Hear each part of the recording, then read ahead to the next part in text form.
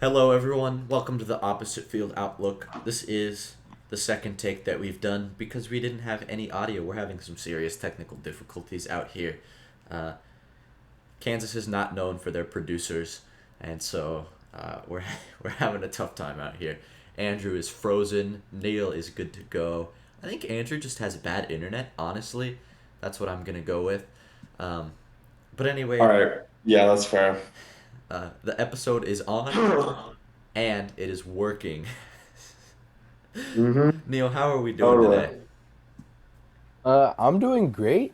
Um, Finally back since last time. Been great moving in. But then went home to take a nap in my own bed. So it's been nice. Um, Had a lot of homework last week. Still do, but yeah, I don't think I've been up to much. Went to an Angel game. That was cool. I That's saw fun. Judge hit number 50, I believe. That That's was pretty neat. cool. Yeah. And then I think they won. So that was pretty cool. Rooting for my Halos. Angels won that series, so it would make sense. Was there Yankees for are game one? poverty. Yankees are poverty. That's facts right there. We're putting on the City Connect right now. I'm feeling good Let's do it. vibes. Andrew, how are we doing today? We, I'm doing shitty. You got like all the good restaurants out in Kansas. I don't have any good restaurants out here, dude. We got I think the best thing we got is Arby's. So you know how that's gonna go. That's a little Um, tough. That's a little just a bit, tough. you know. It's whatever. But yeah, I'm doing fine. It rained like I don't know. God had to piss for like 10 years or something. Like it was nonstop rain for the past, I would say, like week or so. Couldn't go outside much, but having a good time. Who doesn't love college in Ohio? You know, That's what I'm so talking about. that's Midwest facts. gang is the best gang. That's big facts. That's yeah. I know. I know. Uh, At least we're at a college, you know. Like we don't have to go back home like every week or something.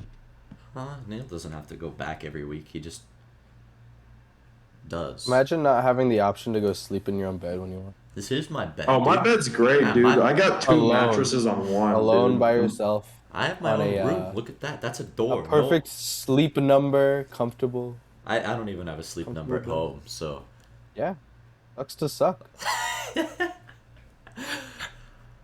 anyway, the Seattle Mariners game is on. We are all watching the Seattle Mariners game. But I'm not, but yeah, okay, you're bad.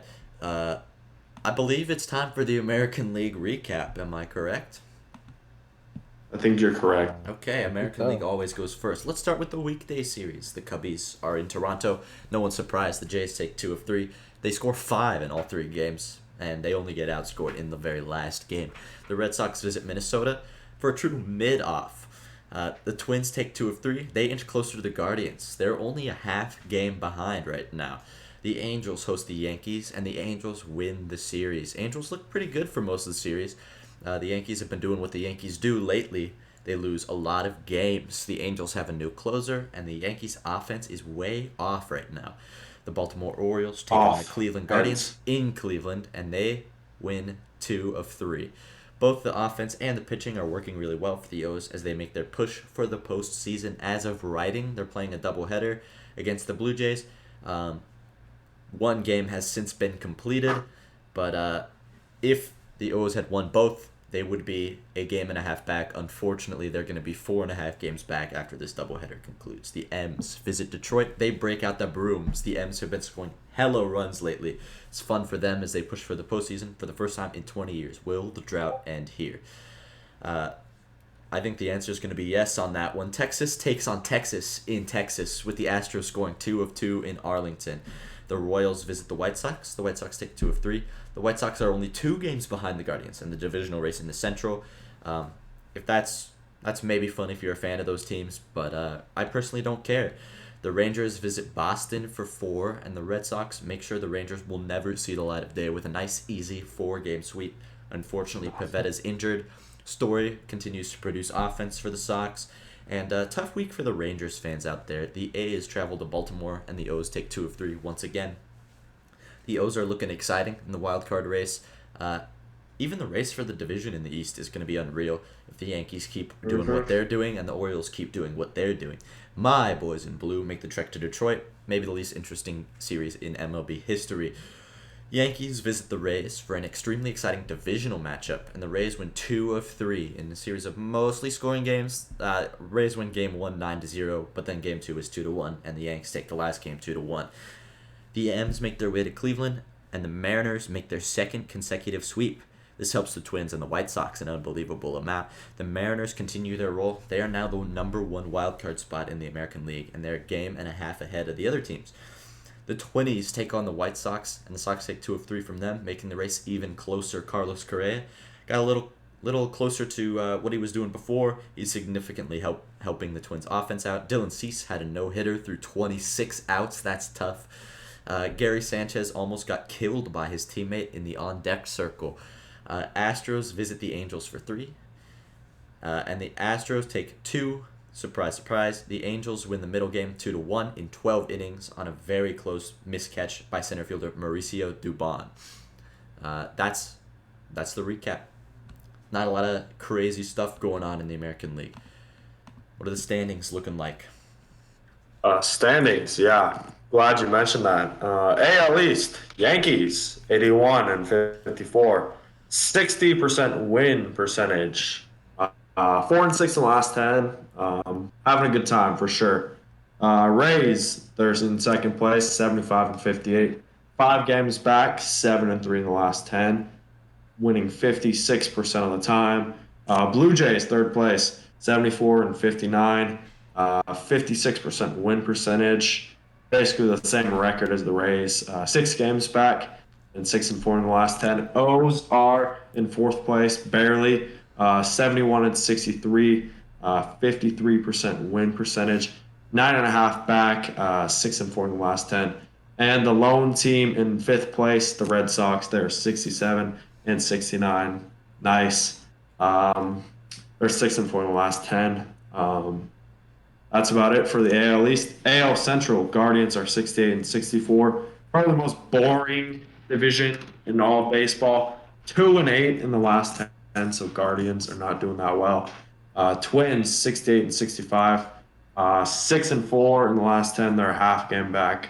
The Guardians. And third place, White Sox are 67 and 67.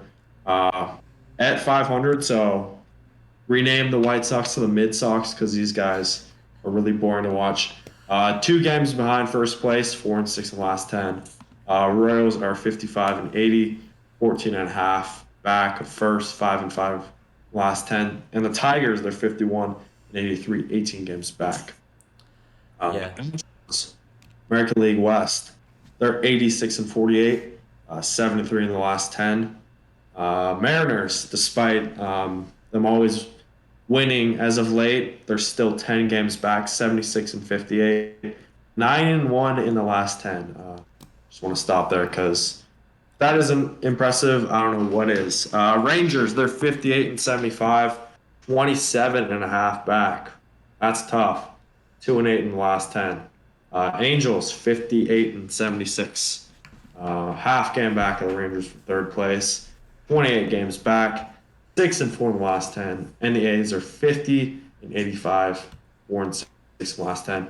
36.5 games back. Gonna do it. The American League. Yeah, we have some interesting things going on out here in the American Absolutely, League. yep. Some teams are eliminated. Teams that are eliminated: the Oakland Athletics, my Angels. No. Angels are eliminated? This is from division. Oh, okay, yeah. Eliminated from the from divisional contention. My Angels are eliminated from divisional contention. Yeah.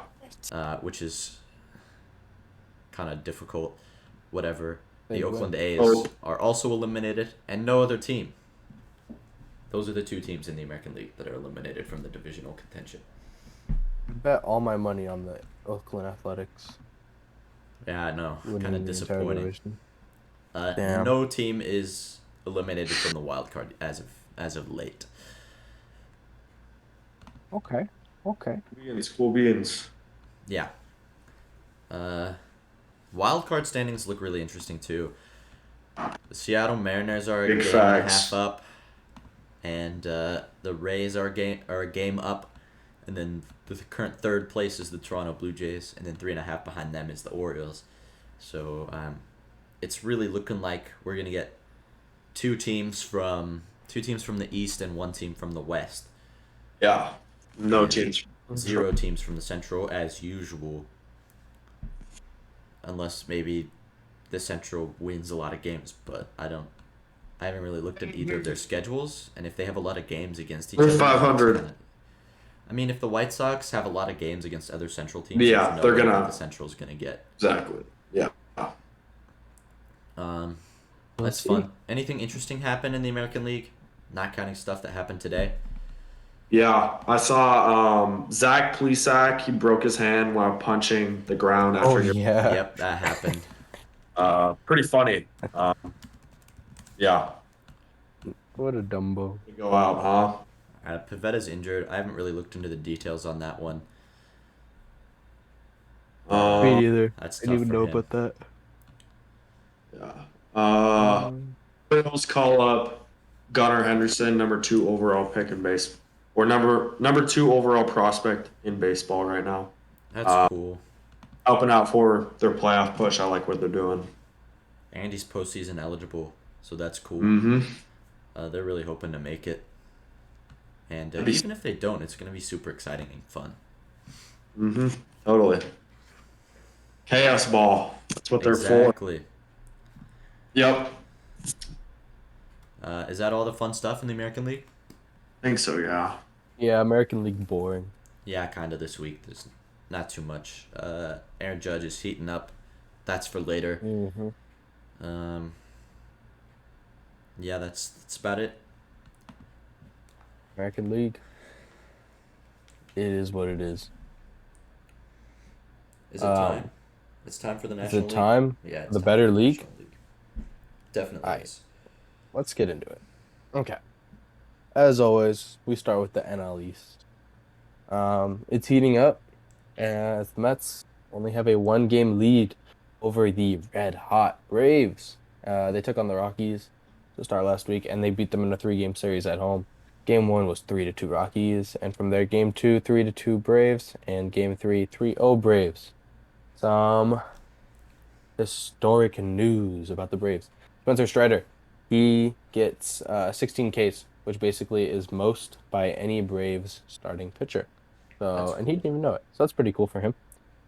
Breaking some records out there as a rookie. Then they host Miami for a 3-game series, and then they sweep them. Game 1, 8-1. Game 2, 2-1. And Game 3, 7-1. Game 3, Austin Riley continues his MVP career, marking 35 career, no, not career, year home runs. So looking pretty good for the season. Let's talk about the Mets, though, because you always got to talk about them in pairs. They faced the Dodgers, and they came out on top 2 games of the 3. Game 1, 4-3 Dodgers. Game 2, 2-1 Mets, despite Jacob deGrom's history of no run support. He comes with the win just by 1 run. And then Game 3, 5-3 Mets. Then the Mets, they faced the Nats, and they dropped 2 of 3 against them, which is big yikes. Game 1, 7-3 Mets. Game 2 was a 7-1 Nats win. Max Scherzer gets pulled from the game, 67 pitches thrown. Sucks. The game was basically in their grasp till he's gone. Luckily, it's hopeful that Scherzer makes his next start on schedule, so we'll see about that. Game 3, 7-1 Nats as well. And let's talk about the Phillies. They take on the D-backs, and they drop 2 of 3 against them. The Phillies continue to prove that the really only big issue with this team is pitching and defense. Game 1 was 13-7 D-backs. Game 2, 12-3 D-backs, and Game 3 was an 18-2 Phillies clobber. Then the Phillies go to San Fran and sweep them in a 3-game series. The Giants are for sure out for the postseason, like I said and predicted. So most of the games for them is kind of pointless. You can try and cross your fingers and hope they have an immaculate comeback. But Game 1, 13-1 Giants, as Alex Cobb continues to try and prove himself as dominant finally. Game 2, 5-4 Giants. Game 3, 5-3 Giants. Rodon collects 200 Ks on the year, and Flores hits a 2-run nuke, basically to walk it off. Very, very enjoyable. The Miami Marlins hosted the Rays for a 2-game series and got swept helped the Rays inch closer and closer to the Yanks. Game 1, 7-2 Rays. McClanahan scratched before the game. Video shows him very upset as he's dealing with a little bit of injury, some tightness. Um, so warming up the pen right before the game starts. The bullpen has to come in the clutch and secure the win. Game 2, 2-1 Rays as well. So a nice sweep. The Marlins face off against the Braves, and they get swept again. Lim foul. This helps out the Braves though. Game 1, 8-1 Braves. The Braves finally get to Sandy. Never thought that'd be said, and they knock them around for 6 runs. Game 2, 3-1 Braves, and Game 3, 7-1 Braves. Looking nice for the Braves. The Nationals, they face the A's in a 3-game series and take 2 of 3. This is the most useless baseball in the history of baseball. I don't know who watched this. Game 1 was 10-6 Athletics. Game 2 was 5-1 Nationals. Game 3, 7-5 Nationals. Then the Cardinals go to Andrew's backyard, Cincinnati, and they face the Reds, and they win 2 of 3 there. Game 1, 13-4 Cardinals. Pujols collects 494, and then Game 2, 5-1 Reds. Game 3, 5-3 Cardinals. Then the Cardinals host the Cubs, and they sweep them in the 3-game series. Game 1 goes 8-0 Cardinals. Yanks should have kept Montgomery. He was basically perfect in that game, and so has he been for the Cardinals for the entire second half. Game 2, 8-4 Cardinals, and Game 3, 2-0 Cardinals. Pujols collects 495, baby. 5 more. The second place Brewers face off against the Pirates, and they take 2 of 3. Game 1 goes 7-5 Brewers. Game 2, 4-2 Pirates. Devin Williams blows another save, and Brian Reynolds hits a walk-off in this game. Very exciting. Game 3, 6-1 Brewers. Then the Brewers go to Arizona, and they drop 3 of 4 against the D-backs, worsening their needs for a wild card. Honestly, baseball is boring with these kind of teams because like it barely matters. You know they're not exciting, and they're kind of like barely even have a chance for a wild card. The Game 1, 5-0 D-backs. Merrill Kelly was really good. 7 innings pitched, 4 hits, no earned runs, 7 Ks. Game 2, 2-1 D-backs. Game 3, 8-6 Brewers, and Game 4, 5-1 D-backs. The Pirates, they host the Blue Jays for a 3-game series, and they get swept. Game 1, 4-0 Blue Jays. Manoah is dominant, 7.1 innings pitched, no earned runs, and 6 Ks. Game 2, 4-1 Blue Jays, and Game 3, 4-3 Blue Jays. In this game, Cruz hits a rocket, 115-mile-per-hour homer. This man just hits like absolute missiles. I think like that's just what he's born to do. Also, Ross Stripling is actually having a good season. I didn't even notice that. 3.04 ERA. Lastly, Cincy hosts the Rockies in a 2-game series and splits it. Game 1, 3-2 Reds. Game 2 is 8-4 Rockies. And then we'll finish up with some NL West teams and talk about the Giants, who face the Padres, and they get swept in the 3-game matchup. Game 1 goes 6-5 Padres. Game 2, 4-3 Padres, and Game 3, 5-4 Padres. All really close games. 1 run separating the winner and the loser. The Padres then went to LA to face the Dodgers in a 3-game series, and they drop 2 of 3. Game 1 goes 7-1 Padres. Dustin May has a rough start, and Darvish collects his 3,000th K if you combine his Japanese and MLB league careers combined. Game 2, 12-1 Dodgers, absolute smoke, and then Game 3, 9-4 Dodgers. Looking really good, really spicy. And that will conclude all the games in the NL. That's a fun statistic, the Yu Darvish stat. 3,000 I did not know that. strikeouts. If you combine the two, that's neat. That's sick. Yeah. His entire lifetime, basically, it kind of proves him to be a little sharper than the MLB stats, just because he's played in 2 leagues. So I found that very impressive. It supports his case for being one of the more dominant pitchers. Anything else interesting going on in the National League, Anna? Yeah, I got one for y'all. The Mexico City series for next year. Yeah. Padres and the Giants at Estadio Alfredo Arpelu. Definitely butcher those words, but that's where it's at. April 29th to 30th, 2023. Me and the boys are going out to Mexico, so that's going to be fun. This week, I also realized Edwin Diaz is actually legit. I thought just because he plays a bunch of Mickey Mouse, like the Marlins a bunch of times, all those teams, I thought the Dodgers would catch up to him. Nope, he's legit.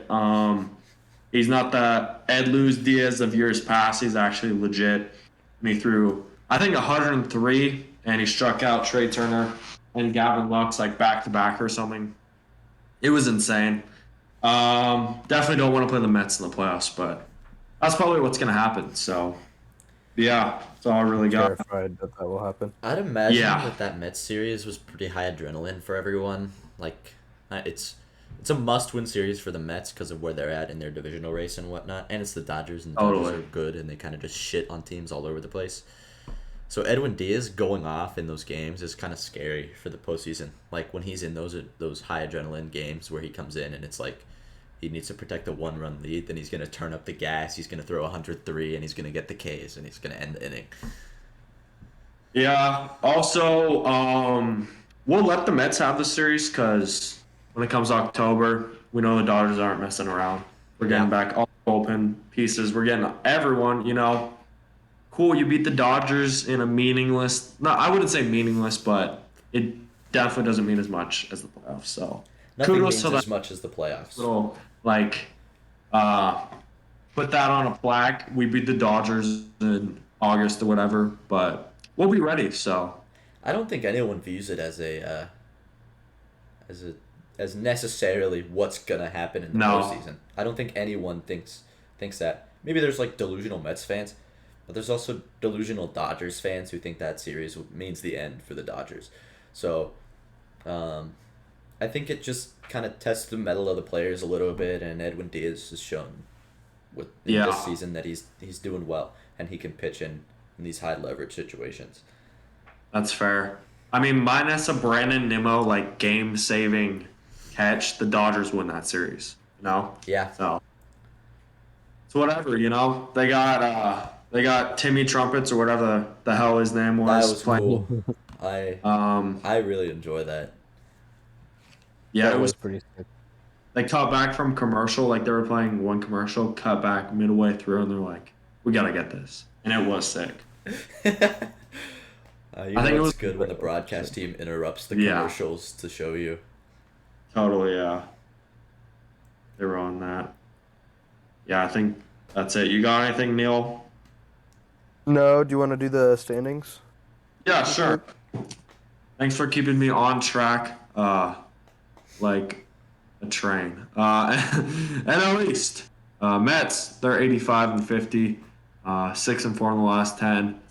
Braves, they're 84 and 51, one game back of the Mets. That's going to come down to the wire That's fun. That's fun in the baseball. last 10. Oh, yeah, big time.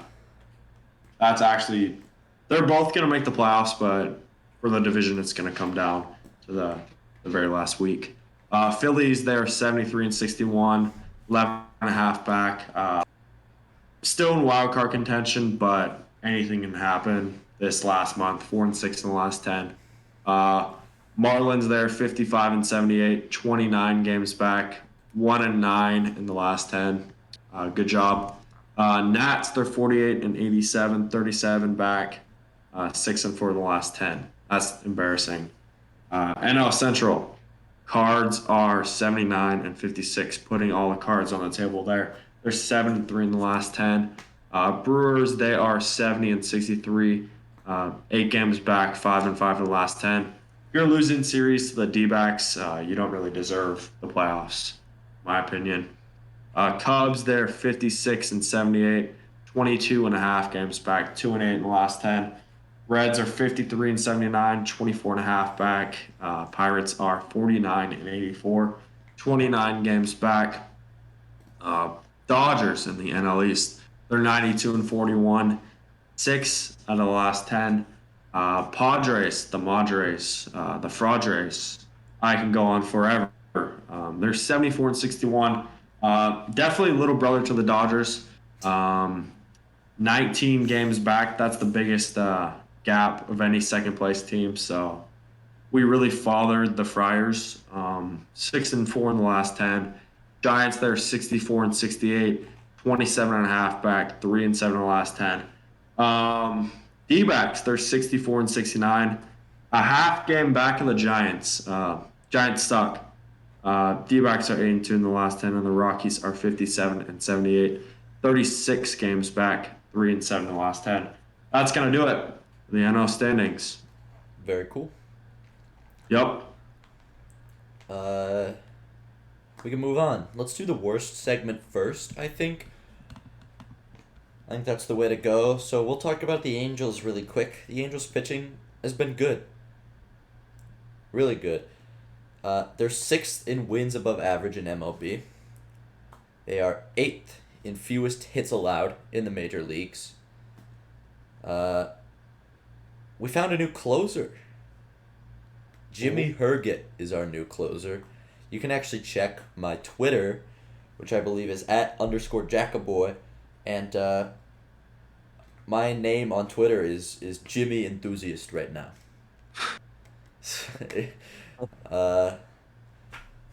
I really enjoy watching Jimmy pitch. He has this fun sidearm. It's almost all the way sidearm, maybe a little below sidearm, and he throws this a sinker curveball combination. But since he throws from the low arm slot, the curveball doesn't break down; it breaks sideways. So he can tunnel the pitches where they're like the same until 5 feet in front of the plate, and then they'll both be balls but on opposite sides. And so it's like, hey, good luck. He has people looking absolutely silly. This season, he has a 2.63 ERA in 54 and a third innings pitched. He was on IL for a little while, but it was probably just because the Angels used him too much. They had him pitch like 3 inning outings every other day, and then he got injured, and then he came back, and now he's our closer, and we use him a little more sparingly. So that's fun. Angels hitting is in a really weird spot right now. The Angels' first 3 in the lineup. I saw a stat somewhere. Don't remember where I saw it. I looked for it and I couldn't find it, but it said they have the first 3 in the lineup have an 890 OPS. And the others have, I believe it's like 300 or sub 300 OPS. It's like really bad. Whoa. It's no, it's above 300. It's sub 400. My bad. And the Angels have Mike Trout, Shohei Ohtani. Like, those guys are some of the greatest to ever play the game. Arguably some of the greatest to ever play the game. And we have Rendon, Fletcher, Rengifo, Marsh. They're all pretty solid hitters. They've all missed some time, obviously. Mm-hmm. But why are the Angels losing? And Brandon Marsh got traded, so he's kind of irrelevant. But he was a solid hitter when he was here, so we shouldn't have lost that many games, you would think. We just don't have the depth. When Rendon is gone, we replace him with an Andrew Velasquez type that has a 170 average and whatnot. As of last night, the Angels are eliminated from AL West contention, and they're functionally eliminated from the wildcard race. They're 15 games back, 28 to play. So there's no way that they win every single game for the rest of the season, and the wildcard teams lose every single game for the rest of the season. That just doesn't happen. Yeah, the Angels are in a weird spot right now, and they're getting sold, and it brings all kinds of questions like, will they be sold this offseason? And if so, what moves will the Angels make? And if they don't get sold this offseason, what's Artie going to do? Who knows? That's the Angels recap. And the Angels still suck, even though we swept the Jays and beat the Yankees. Yep. Sounds about right. Next segment? Yeah.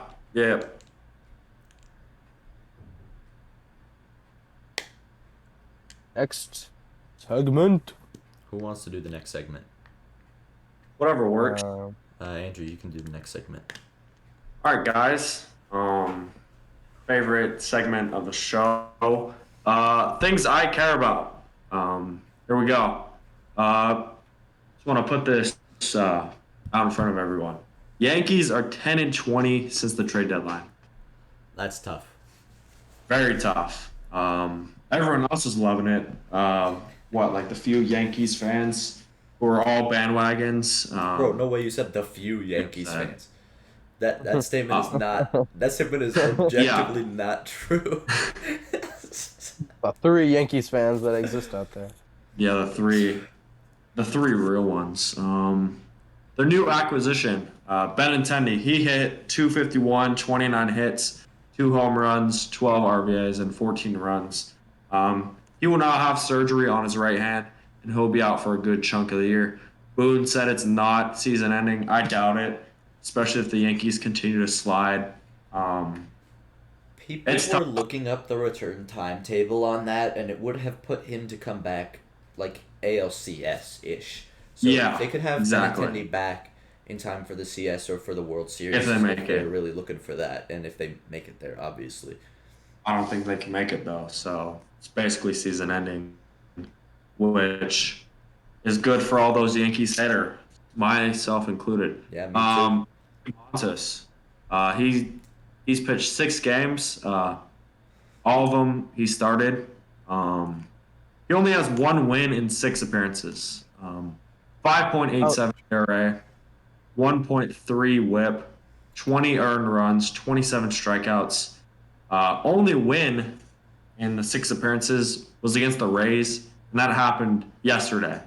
So got his first win in like 2 months into his Yankee tenure. So great trade for that. A's got a freaking haul. So Can I uh, just boast for a quick second? yeah, Yeah, we had that trade deadline episode. You guys can all go back and check if you really want to. Um, yep, I made a forecast. I was looking at the home and away splits for Frankie Montas, and I said this guy's going to be ass when he goes to New York. yeah. Yeah. No, you were yep. spot on with that one. Like, Uh, I don't think you could have predicted it like any better. He goes from a cavern of a ballpark, Oracle Park, and then he goes not Oracle, Oakland Coliseum, and then he goes over there, just gives up so many runs. Like Yeah, you're that's my that, only accurate baseball prediction ever. So and it I was needed to good. flex for Yeah, a second. Yeah, I've made a bunch of predictions. None of them have been right so far. So I got that one going for me. yeah. future baseball analyst. Yes, sir. Honestly, You know it. yeah. But Frankie Montas sucks. I bet a lot of teams are looking to hit off of or tee off of him in the postseason if he gets a chance. Since August 2nd, Yankees batting average is 210, only 26 homers, 260 strikeouts. They've had double digit strikeout games 10 times. Um, Starting pitchers since August 2nd, Jameson Tyone, 4.83 ERA, um, 1.01 WHIP. Not really good at all. Garrett Cole, um, 3.20 ERA. Not the greatest, not the worst, but in 6 games he started, he only has 1 win. Definitely not good. Nestor Cortez, 4 games. He hasn't had any wins. 3.33 ERA. Not the greatest, not the worst. Domingo Herman, really the only consistent Yankees pitcher. 6 games, 1 win, 1.98 ERA. He's definitely doing it, holding the Yankees rotation together. Frankie Montas just got into him. 5.87 ERA, not good at all. Aroldis Chapman, he has an ERA of 4.26, 1.42 WHIP. Definitely not the same pitcher he once was. And Clay Holmes, um, he has an ERA of 7.11. My favorite convenience store, 1.74 WHIP. Both these guys have crashed and burned. Okay, like that's not a good look at all. Your pitchers are sucking. Your hitters are sucking. You're hanging on to the division lead, which was I think like 15 at a month ago or something. Now it's like 5 games. Like that is not good at all. And getting thinner with every passing day. That's Mhm. facts. They won today though, but Yeah, it's I mean it's baseball. You they're win gonna win sometimes. games. But The yeah, Nationals have what, like 40 wins?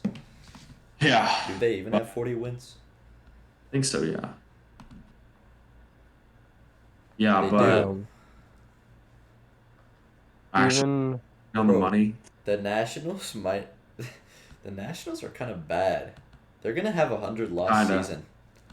Yeah, yeah, it was yeah, bound to happen. Yeah, I'm sure they If will. one team's got to do it, it's got to be the Nats. They're that bad. Yeah, but not good at all. Yankees. I'm really rooting for them to miss the playoffs. If we could have the Orioles in, if we could have the Jays in, if we could have the Rays in, I'm all for it. I still Raisin. think Yankees are gonna make the playoffs, but maybe they won't win the division. It's I think a 6-game lead with like 28 games left. It can happen, but that's tough. Um, Next topic, we got Albert Pujols. He hits homer number 695. He hits a go-ahead 2-run homer against the Cubs at Busch. Cards won 2-0, so he is producing, putting the team on his back. Cardinals have 28 more games left. I think it's 27. Either one. He definitely has a chance to get to 700. Only 5 more left. During the All-Star break, or since it, he has 9 homers and he has 16 this year alone. So more than half of his homers have come since the All-Star break. So he's definitely heating up. I think the home run derby definitely played an impact into this, getting some more swings in. Getting his A swing off. Yeah, Mm-hmm. I definitely think he can break the record, or not the record, the threshold of 700. They play the Nats 4 times. They play the Pirates 9 times. Brewers 4 times. Reds 5 times. Padres 3 times. And the Dodgers 3 times. Absolutely doable against the Nats and the Pirates, the Reds. He's 2 away from A-Rod. A-Rod has 697. I think he can definitely do it. Last topic, the Orioles since August 2nd. 19-11, 243 batting average. It's not the greatest, not the worst, but they are winning games. 37 homers, 123 RBIs, 725 OPS, not the greatest. 413 slugging, 312 on base percentage. Only 2.5 back. I think it's 3.5 now of the third wild card. Could come down to the last week or the last 2 weeks, but the Rays, the M's, and the Jays are all hot right now. So very exciting stuff for the wild card, but anything can happen, and that's why everyone loves baseball. Those are such a fun team. Just watching them Oh, earlier yeah. against the Blue Jays, and Adley Rutschman is crazy. Oh yeah, He Oh, yeah. breaks. It's He's insane. really good. Mhm. Really good catcher. Good talent. They got And yeah. I'm really on the O's to make the playoffs. I don't think it's this year, but next year. Like if they actually add pieces in free agency, which their owner said they would, um, they definitely can make a push for the playoffs next year. yeah, I hope to see an O's wild card team next year, man. That'd be fun for sure. Yeah, definitely. I want the O's to make it. I want a, Yeah. a solid O's run. I want them. Yeah. I mean, obviously, I want them to make the playoffs this year, and then next year, they get in, they win a series or 2. That'd be cool. Oh, I'm dying. I'm actually not dying, but it's fine. Is that all your topics, Andrew? yep. Okay. Neil, you're up. Hey guys, we're gonna talk about a segment that I've postponed for weeks now. So I kept forgetting to do it. 2 weeks in a row. Alright. Alright guys. I'll make it a third. We're gonna talk about, I think I can basically understand your opinions on all these before I even ask. But it's fun to ask, you know? Yeah. And why not a little more fun with some disagreement and some argument. So that's always fun. So let's talk about some quote-unquote controversial baseball terms. Okay? So I'm just going to propose 2 options of what you guys like clarify something to be. And then you could just let me know what you guys think. So going to start with 1. This one's pretty commonly asked. We're gonna ask if it's the fair or the foul pole. Absolutely the foul pole. Wait, what was that again? Is it the fair or the foul pole? Fair. You think the Fair? foul pole should be renamed Wait, to no, the fair foul, pole? foul. It's foul. It's foul. Foul pole? Foul The pole. foul pole? Even Who if says fair Okay. foul? even Yeah, though yeah, if the it's ball foul. hits it, it's fair. No, yeah. Okay. Foul pole. Sure. Cool. Your thoughts on this, Neil? I know it doesn't make sense, but it's just the foul pole, and Yeah. It doesn't people who want to matter. change it need to suck it up. So, Yeah, no. It's called It's the been there foul for so pole long. because everything outside of it is foul. It's not called the foul pole because it is in foul ground. True, but most of the time you name something based off what it is. If that pole is fair, That's then true. it's a fair pole. But The foul Even line though it is doesn't make also not sense. called the fair line, so Exactly. So it's just the way things are. I don't care how people want to think about it. It just is. So it's the foul pole. And yeah, everyone's wrong. I'm pretty sure most people agree that it's the foul pole. yeah, most Yeah. people do. Next, I'm gonna ask, striking out the side, is it in order or any order? This was a debate that I had with my little Mm. brother back when I was in Mm. California, and we kind of came to this conclusion that with starting pitchers, it's striking out three batters, not necessarily in order. You just have to strike out three batters in an inning, but also you can't allow an earned run. That's fair. Okay. Would And agree with with that. closing or sorry, like reliever pitchers that aren't really long reliever pitchers, it's striking three guys out in a row. That was the conclusion that we came to. That it means different things depending on who's pitching. That's an interesting way to define a word.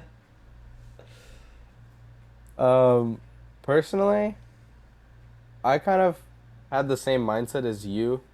Like, it doesn't make sense to quote unquote strike out the side, and you gave up like 5 runs in that inning. Yeah, no, that's no one Because ever like, says that. Even if you oh, he get three struck out the strikeouts, side. if you get three strikeouts in an inning, and if you get three strikeouts in an inning and you allow hella earned runs, no one's gonna say, "Oh, he struck out the side." They're gonna say, Yeah. this guy got shit on this inning." It's That's facts. That's actually Yeah. facts. So I don't get the whole like it doesn't have to be in order because that doesn't make any sense. I guess Jack makes a little more sense in terms of like defining it a little bit because at least I can live with the fact that you didn't strike out the side if you like fucking didn't do good. yeah. But uh, I I'm just gonna say universally it should be in order because otherwise it's fucking lame. You know. So that's starting pitchers don't do it very often though, and I do not, but it makes it that much cooler in my opinion. that's true. You can't say Okay. like striking out the side like every time. Like if you do it in order, then it's striking out the side like that. Yeah. So there Yeah, are you know. technical Okay. definitions. Striking at the side is just getting three strikeouts in an inning. Well, I guess getting all three outs by strikeouts, because I don't think it's striking out the side if you get three strikeouts and one of them is like a drop. I think the technical definition for that is striking out the side is three strikeouts for outs in the inning, and if you want to be super specific, you have to say in order. You strike out the side in order. Yeah. I I think guess. it's just better to define it that way. Otherwise, like striking out the side isn't as cool. Yeah. No, I Yeah. agree. But that's how I generally use the term.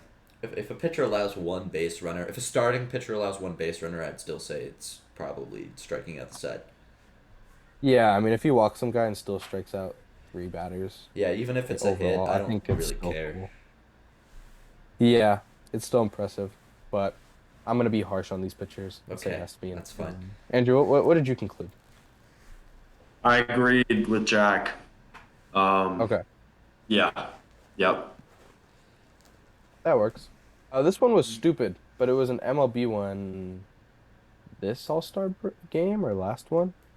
Uh, it's dumb. Is it have a catch or play a catch, or play catch? Sorry. Huh? Play cash. What the fuck Have kind of a have a question is catch? that? What the Or play hell? catch? Bro, Dude, that's it's not even a question. Let's move on. come the hell on. Right? Yeah. That's That not one even a question. I did not get. Why was that? You're telling me that was like an actual like debate that people were having? That was a question that MLB asked. What the hell? Like most starting pitchers or just players in the interview portion of the All-Star game where they're all kind of Oh just my sitting God. around. You can ask Did them you whatever. watch that segment? Yeah, I'm pretty sure it was an Instagram posted thing like on the story where you could just watch Did- all their responses. Did anybody say the other response? Did anyone say have There were have a catch two. or whatever? Two? I'm pretty sure And how it many was people? Edwin Diaz and someone Uh, else. It was some people who weren't local, like American players. Oh, okay. I'm pretty sure. that makes a little That more makes sense, sense. I guess. Which I'm but- assuming then it's just a language thing, not like you Yeah. being weird. Yeah, I didn't get that one, but I wanted to ask it because why not? It's always play catch though. It's always Um, play catch. Okay, I think they also asked this one, which I thought was very obvious, but you'd be surprised how many people said the alternative option. Okay, so does the lineup restart, like, turn over after the ninth batter gets out, or after the first batter gets out the second, like after it turned over? After the batter. ninth. What? Ap- I'm not sure I So, fully understood the question. so the lineup, Yeah. it turns Uh-huh. over to the next Yeah. person. Is it considered turning over after the ninth batter gets out, or after the first batter gets out the second time, like once it goes over No, there? it's once the ninth The batter gets ninth. out. Ninth Yeah. batter, right? Once Yeah. the first Okay. batter gets his second at bat, then the Then lineup it has flips turned over. Yeah. Yep.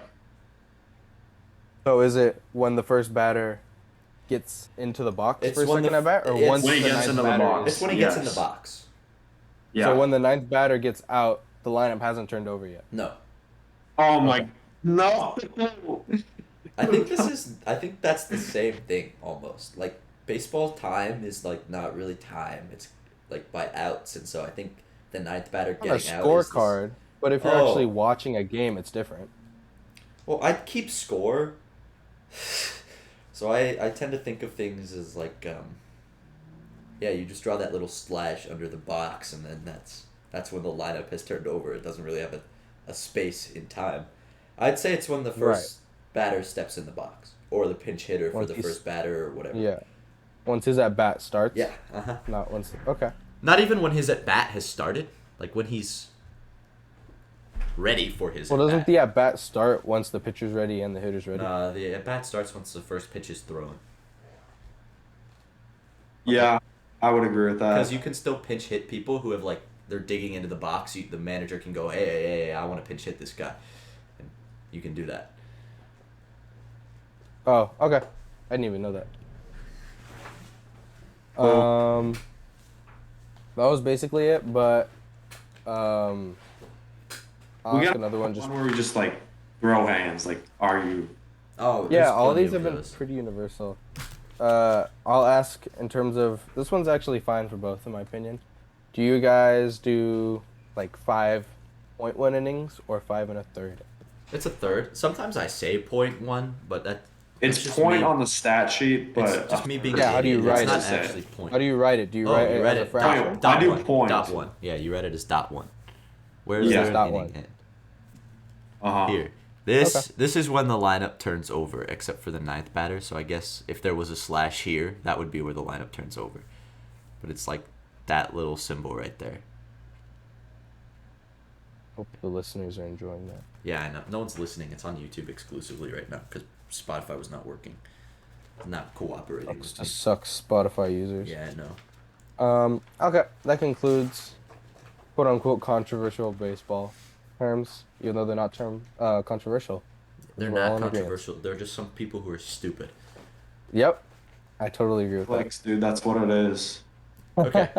I have two questions. that. Yeah. For both you guys, and if you're watching or listening or whatever, you can put this in the comments. I need help making a changeup. Do we do this changeup? Or there's a circle changeup, or there's a circle changeup variation. That's like a four-seam circle change. Or you can just go for like a palm ball type of thing. What changeup do I use? You do this one. I can't see. You're frozen. So you gotta like describe it a little bit. Doesn't Sandy Alcantara have a good one? Does I it? can't see you, so you do I'll this look one. it up. I'm pretty sure Sandy's is like one of the best. Does he have a good changeup? Let's see. I kind of want to pull up the Savant page for this guy right now. Let's see. Best changeups in MLB. That one guy, Devin words Williams or whatever. He has that airbender changeup that like Ooh. isn't off speed. It's I guess it is off speed, but it's like a slider but arm side. But that's where he throws that four seam circle. And then I have another debate for you guys: finger in or finger out Pause. For what? of the glove. Oh. A Finger baseball out. glove. Finger out. Finger in. Yeah, in. Finger out. Why is that? Finger Just out feel is better? way more comfortable for me, And then second, it's nice to have the finger out to have the extra padding when the ball hits the what you call it, the pocket basically, like in that kind of groove, because your finger has the back of the glove as well to pad compared to just the front layer of the glove. If you know what I'm saying. Yeah. Alcantara does have a good changeup. He throws his He does. changeup more than any other pitch he has. I knew that. Because I knew him to have a really good changeup. Like, that's part of his big success. Is there somewhere where he has his grip? Nope. Okay, well, I guess I'll never find that out. I'll have to try it out. I haven't thrown in 2 months, so we're gonna start by just throwing, playing catch, or sorry, having a catch. Do it. Having a catch. But Yeah, go have a catch. Oh, you can see his grip as he's throwing it. what does and it it's- look like, kinda? Mostly in the 3-finger part of his hand. So it's it looks maybe like a he does- circle, because the circle Yeah, it tends looks to like come he off like puts it a bit to the side of the index. cool. That's Yeah, very helpful. that's what it's looking like. That's a fastball. It says Sandy Alcantara's changeup in the image, and then he's not holding a changeup. I don't think. That's Boom. kind of weird. Yeah, it looks like it's these fingers, and he throws it, and he kind of rotates it inward, as you should, but that's what it looks like. And it's mostly on the other fingers. Sandy Alcantara's changeup in slow motion. Let's see. Okay, my volume is down, so this isn't gonna like kill someone, and who's listening because my laptop Throws is it right next to the for mic. 95, apparently. These are all full speed, bro. That's not what I want. Well, of course it's off speed. He can throw his fastball like 100 plus. He can throw a sinker. Pitch development is crazy to me. Like Shohei Ohtani went out, and someone threw a 100-mile-an-hour sinker against him, and you can like the camera zooms in on Ohtani's face, and he goes. And then the next outing, he has a turbo sinker that he throws at 102, and it has like 27 inches of run on it. Jesus Christ. That's insane, dude. Did you see the one where Clay Holmes threw like the slider or whatever, and then he just like he saw it and then he threw like that exact same pitch? Like Shohei Ohtani's actually just like the Terminator. Like he just sees people throw pitches, and then he just downloads all the information, and then he can just throw it. Oh, for real. It's crazy. Because all he does is baseball, so he's just Yeah, analyzing. he doesn't have a life outside of baseball. All he does is throw baseball good and hit baseball good. Baseball. Hit baseball good. That's Ooga facts. booga. MVP Ooga booga. Does that conclude our episode? Does anyone have anything else they want to talk about? I got I was my gonna throw in- rankings. Oh, but, the yeah. Elvis rankings. Yes. Or, yes. can I Yeah. throw in Judge or Ohtani, and then we can Do continue? it. We'll do. Yeah, do it. Yeah. Let's talk about Judge or Ohtani. Basically, both of these guys are having amazing seasons. Ohtani coming off an MVP, as he had like an amazing offensive year and was pitching pretty good. This year, it's a little bit of the opposite. He's pitching like almost stunningly, and his hitting is pretty good. Judge, on the other hand, is basically repeating his 2017 rookie form by hitting 50-plus home runs, having an incredible stat line, all while having pretty decent defense. Nothing that you'd like basically shun him for or subtract points on him for. He gets the job done. So the debate right now, as the season's coming to a close, is who better deserves the MVP, and it's been tough to decide because no time before have we had a situation where one MVP isn't as easily comparable, as in Ohtani does two things and Judge does one thing. So it's hard to compare exactly who deserves the award overall because they're not exactly doing the same thing on the same level. So it's hard to tell who's really outperforming the other person. And it's really come down to the wire as to when the season's over and you look at these stat lines, who do you think deserves the best? So what do you guys think? Let's see. I'm wearing an Angels jersey right now. I think the answer is obvious. What I think. I pulled up the hitting and pitching leaders in MLB right now, and Ohtani is 9th in MLB ERA, and he's also 12th in MLB OPS. Are those your Yeah. preferred statistics? Do you like those statistics? Do you believe in OPS?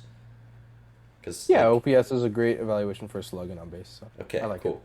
Because sometimes you go on Instagram and people say, "Oh, OPS is a horrendous stat that doesn't judge anything correctly," and I'm like, might not be the Mm, greatest ever, but it's like pretty good.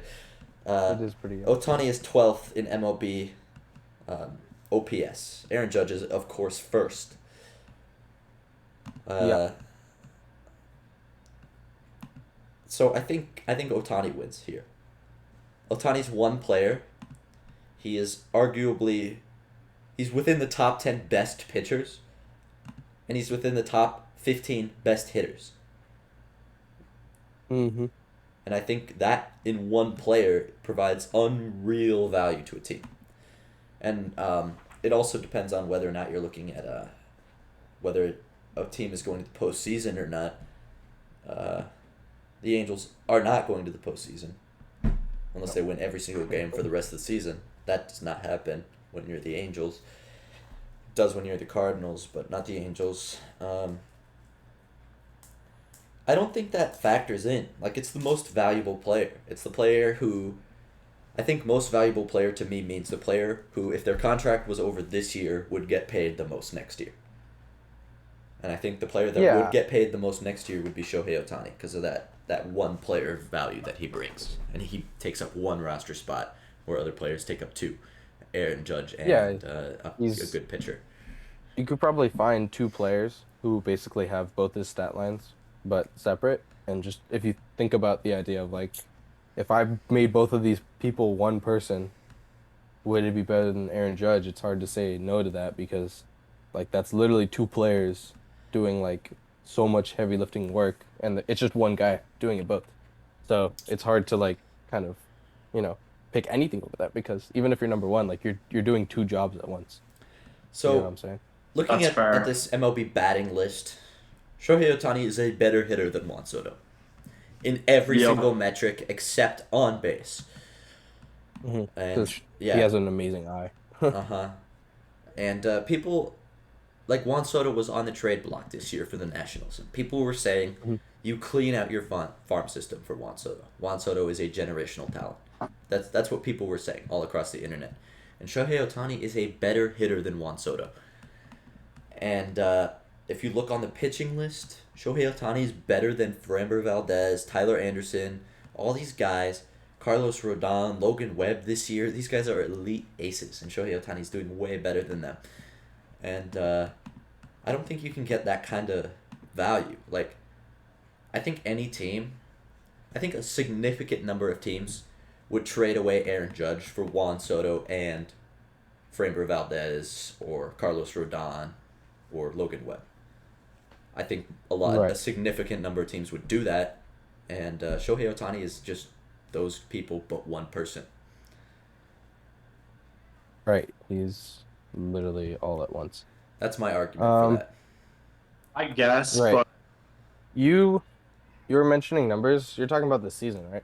Yeah, this season. In terms of Juan Soto and all that, because Juan Soto definitely Juan has Soto's, way yeah. better hitting line, which makes him definitely a generational player But in the terms of thing like hitting. is, uh, Juan Soto's been playing for however long. He's 22 right now. I think 2 years, There's still questions of his longevity in 3 years. MLB. yeah, Like, is he still the greatest ever, or did he just have a good 2 seasons and now he's like a normal hitter? you gotta wait those Yeah. out. And Yeah. I think, yeah, those are my thoughts. I think Juan Soto right now is pretty good, but I think Shohei Ohtani is about the same hitting wise as Juan Soto. Obviously, Shohei Ohtani strikes out a little more. He doesn't have that eye that Juan Soto has, but the numbers are there. Shohei Ohtani is basically equivalent to J Ram. Yeah, I would say so. yeah, I'd say in terms of hitting, The numbers say so. J Ram, and then like a pitcher better than like Rodon Yep. in the same man. What are your thoughts, Andrew? You made some good points. I'll give you that. I think if there's an MVP winner, it's gonna come down like to who's the hottest at the end of the year, because it's pretty neck and neck. You don't get this type of home run rate it's not really a home run race. He's really racing himself. 54 home runs this year. I think he's had a home run in like the past 6 or 7 games. He's so red hot right now. Second home run guy right behind him is Kyle Schwarber. No, he's not. It's not even close. It's not even close. Yeah, he's hitting 300. I don't know where Shohei is. In terms of average, Yeah, average. I mean, Aaron Judge has both a higher slugging and a higher average than Yeah. Shohei Ohtani. That's That'd just be- yeah. I'm not Shohei even Ohtani is going on batting numbers. 266, 358, 522. Mhm. So that's lower in every category than Aaron Judge. Yeah. He's definitely not a better hitter, but overall, I'd say Otani's better. Right. That's decent. I'm just gonna say it right now. Winning the MVP this year is basically who is having the better historical season. I think I'm gonna say Judge because you don't get these home run seasons every year. You have them like every 6 or 7 years, maybe 5 years. Like hitting 50 home runs. He's It's gonna be 60 by the end of the year. bound to hit 60, maybe 65. You don't get that every year. You don't get that every decade, Like that's incredible. And I think just the fact that it doesn't happen basically like every couple years, you got to give it to Judge because this man is doing it and he's been consistent throughout the entire year. He hasn't been injured, so I think that really shut up all the fans who would say, "Oh yeah, he sucks, but he's good, but he's always getting injured." We see what he's doing when he's healthy, and it's really going to come down to whoever's hot at the end of the year. If Judge continues what he's doing, Judge is going to win it. If he slows down, it's going to be Ohtani because Ohtani is favored. But if Judge continues this home run pace, give it to Judge because he's inching closer to, I think it was Maris's record, 60 for the Yankees. He's close to A-Rod's record, too, for the Yankees. So that's really what it's going to come down to. So my pick is Judge, but it's going to be close. Aaron Judge is absolutely going to win the MVP this year. Yeah. There's no question in my mind who's going to win it. It's going to be Aaron Judge. My argument is more who should win it. And you brought up the historical, people only hit this many home runs once every 5 or 10 years or whatever. No one has ever done what Shohei Ohtani has done. We were comparing him to Babe Ruth. He is past Babe Ruth. No one has ever done this before, and there's a solid chance that no one ever does this again. This is a once-in-a-lifetime type player. I think a lot of it definitely also comes down to hype. Shohei last year just had more hype. Everyone was like, "Oh my god!" He came out of nowhere. And even with Vladdy being godsend amazing, everyone was like, "But Shohei." And this year, it's Aaron Judge is about to hit 60. Oh my god! That's the headline. It's the hype, yeah. Yeah, everyone saw facts. Shohei. That's not hype. We saw it. You that can't was the hype headline. things that have happened 2 years in a row. That's Exactly. Yeah. It's That's just how it works. okay, cool. Shohei's good. But look at Aaron Judge. And even if Shohei literally has more value as a player, people are just saying Aaron Judge, that's really rare and that's really good. And that never happens. So he must be the best, most valuable player. I think it's a Mike Yeah. Trout kind of That might thing. happen. Mike Trout is just irrelevant now. He has a career 1 OPS. People are still saying, Mike Trout, whatever, but he's one of the greatest to ever do it, I think, with my limited perspective. I think being an Angels fan, it's really easy to see the value that Ohtani brings to a team. You look at these numbers and it's that's cool and all, but the hype is for Aaron Judge. What Aaron Judge is doing is really cool, and that's true. But if you watch Angels games all the time, you see this guy, he strikes out the side in order, just to make sure we're using the correct terms there. My guy strikes out the side in order and then proceeds to lead off an inning. And every time that happens, I just stop and I go, what the fuck is going on? There's no way this guy just struck out the side and then is leading off the first inning. Uh, and then he steals second base, and then he's on second base, and the Angels don't drive him home, so that's what happens. And then he's on second base, and he runs into the dugout, and he takes off his batting gloves, and then he goes back up onto the mound. And it's like unreal. There's a point in time where Ohtani forgot he had his batting gloves in his pocket, and it was like disrupting his rhythm, and so he had to run over to the dugout and give them his batting gloves, and then go back to the mound. Mm-hmm. I remember that. It has not got old to me so far to watch Shohei Right. Ohtani do the thing that he's doing, and It's a the fact that I've regular been watching this subsistence. for 2 years and it hasn't got old is kind of crazy. That's my argument He's for definitely- Shohei Ohtani MVP. He's definitely past the Babe Ruth talent in terms of the kind of stuff he's doing. Because Babe Ruth, I mean, impressive, but Shohei's doing it like next level. time. Like if Yeah. you look at his stats, it's almost alternation. He pitches really good. He didn't hit that great. He hits really good. His pitching was kind of meh. Yeah. Shohei is consistently just putting up amazing years on both sides. Just boo like it's freaking quick calculus work. Yeah.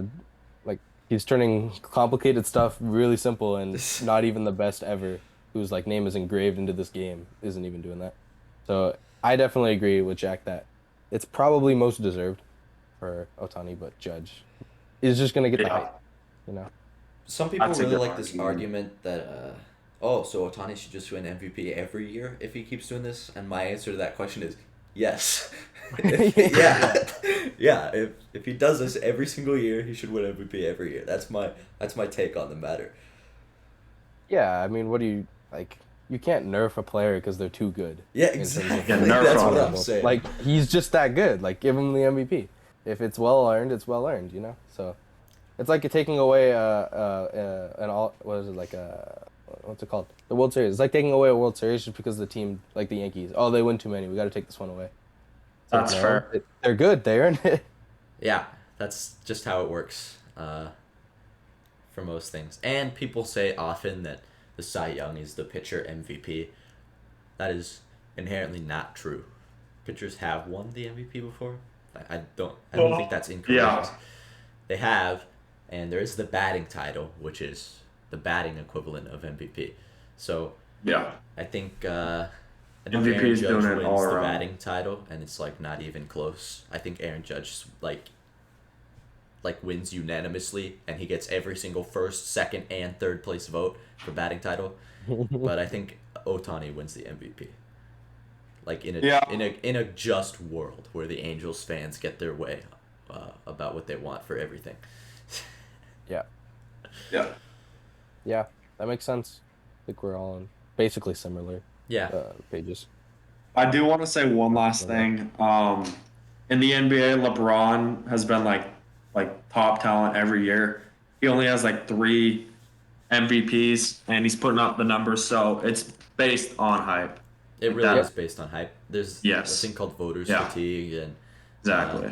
that's happening already. Ohtani's not going to win MVP because of that. Yeah.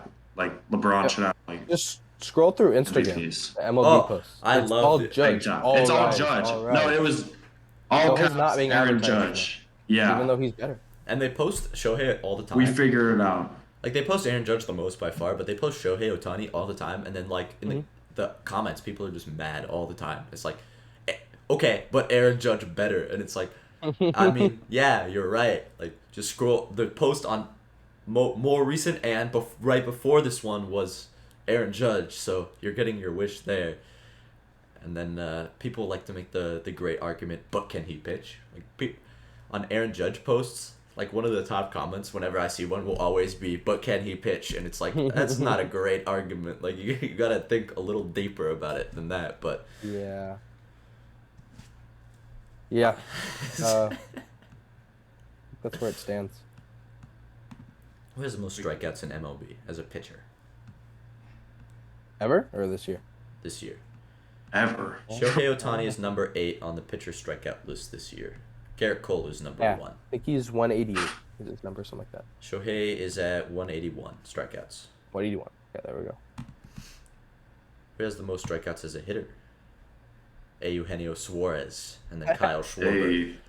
Hey, Kyle Schwarber's kind of Oh, that makes sense. the I thought it would be Bellinger. Less at bats. Bellinger is not on this list. I don't think he gets the He's not. EAs for that.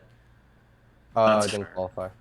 Chris Taylor's But if on he this was list. getting the at-bats, yeah, Chris Taylor absolutely strikes it. He's number 18, and Shohei Ohtani is number 20. Oof. Interesting. Okay. But I mean, where's Judge on that? Judge is, I didn't even think to look. Judge is number 6. So the Ooh, there you strikeouts are not a relevant factor in this discussion. I looked at his comparison between that and his rookie year, and he definitely has walked less. He walks less this year than his rookie year. His on base is lower, so he's walking less. Damn. But I've mentally just contributed that to the fact that he's just hitting more home runs. So more of his at bats are leading to home runs rather than walks. That's true. That's So facts. I think that's what it is. Although he did hit 50 something, so they're almost similar numbers, but he's just like absolutely slugging way more this year by like a little bit. So if the end of the year is like that, and then he is number 6 on the strikeouts, so it could be a little bit of strikeouts. But in my opinion, it's just because he's slugging so damn much. Yeah. Huh. That's a really interesting debate. It's a really interesting debate. Yeah, no, I think it's reasonable and it's like fun to have because it's kind of evenly matched up in terms of like vote, like 50-50. Yeah. Ohtani. Like last year, the balance wasn't there. Like it was. Yeah, it was just Ohtani. Yeah, Yeah, but Ohtani this year won it's a lot more. unanimously. He got all 30 MVP, first place MVP votes, which is kind of crazy. Yeah. How do you go from winning MVP unanimously to putting up better numbers and then losing? That's going to be a wild debate.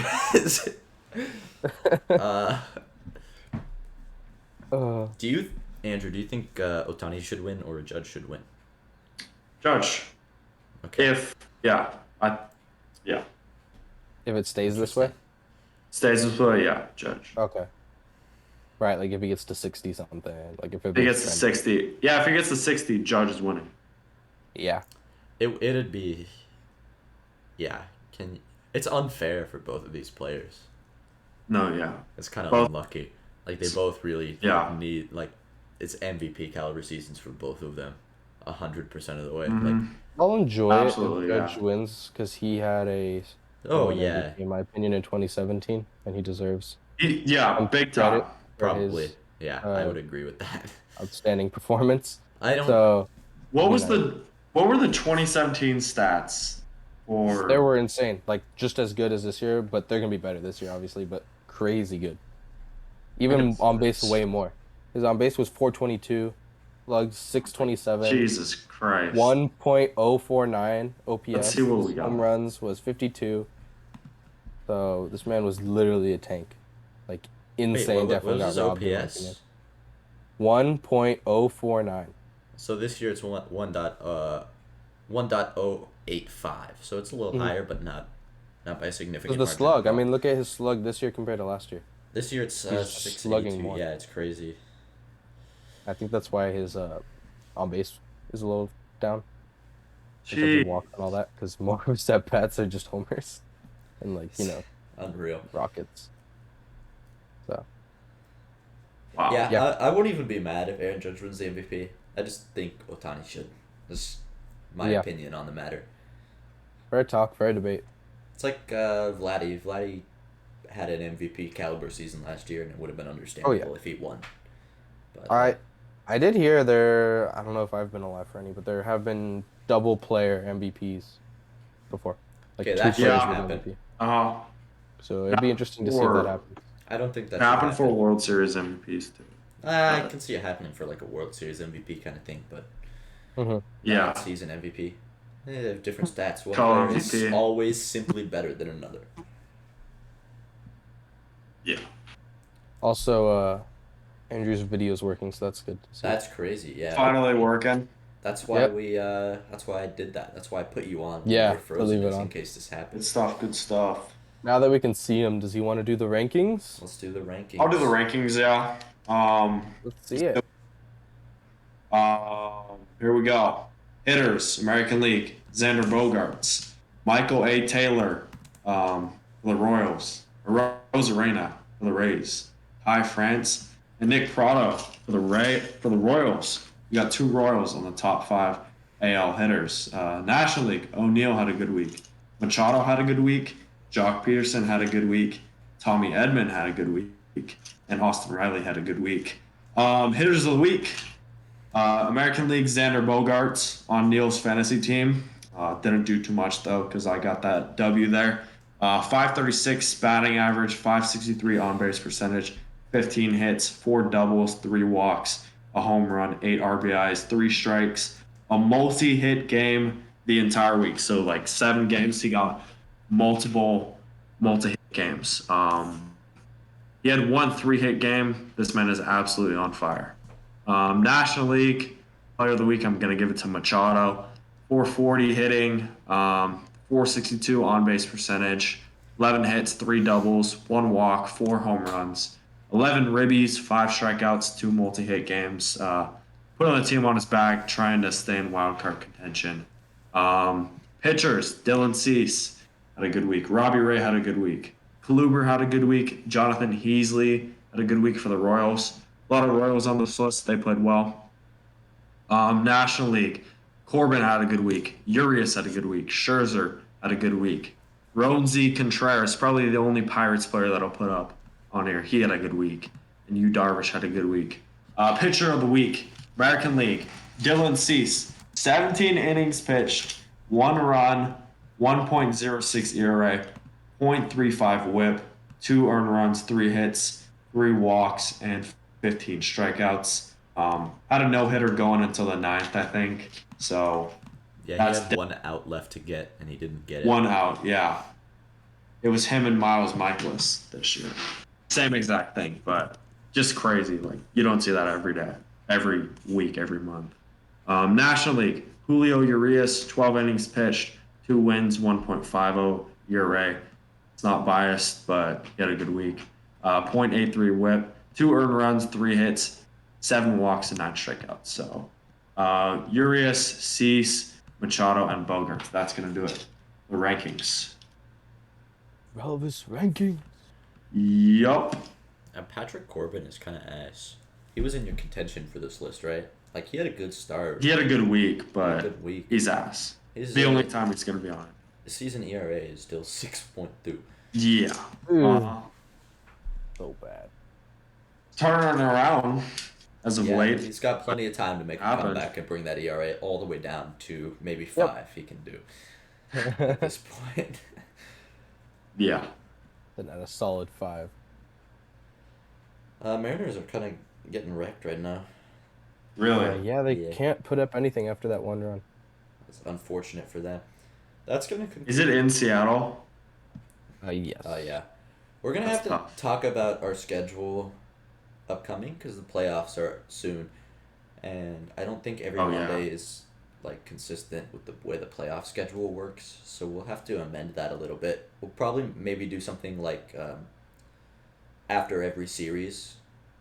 Like after all the wild card games are done, then we'll do an episode or whatnot. Yeah, we could just stagger it. Something like that. All right. That's it from us. We'll see you next time unless you guys have any more closing words. See y'all next week. Nice. Goodbye.